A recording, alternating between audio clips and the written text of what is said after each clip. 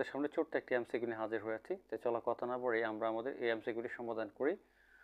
HTML থেকে একটি MCQ এসেছে, সেটি আজকে তোমাদের সামনে নিয়ে হাজির হয়েছি। এখানে একটি টেবল দেখতে পাচ্ছ, টেবলের মধ্যে কিছু রো আছে এবং কলাম আছে। এখন প্রশ্ন বলতে যে HTML কোডে কল স্প্যান ও রো স্প্যানের মান কত হবে।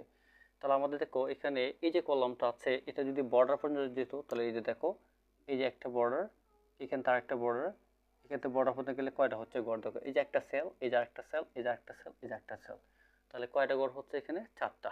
তাহলে আমরা যে কলাম মিসিং হয়েছে এটাকে বলে আমরা কল স্প্যান। তাহলে কল কত পাচ্ছি আমরা, 4টি পাচ্ছি। আচ্ছা, রো কয়টা হবে দেখো, এই যে রো গুলো আছে আমরা এই মাথা পর্যন্ত আসছে কিনা দেখো, যদি বর্ডার পর্যন্ত আসতো তাহলে এখানে একটা গড়, দুইটা, তিনটা, তাহলে কয়টা গড় পাচ্ছি, 3টা পাচ্ছি। তাহলে রো হচ্ছে আমাদের কয়টি, রো হচ্ছে 3টি, কলাম হচ্ছে 4টি।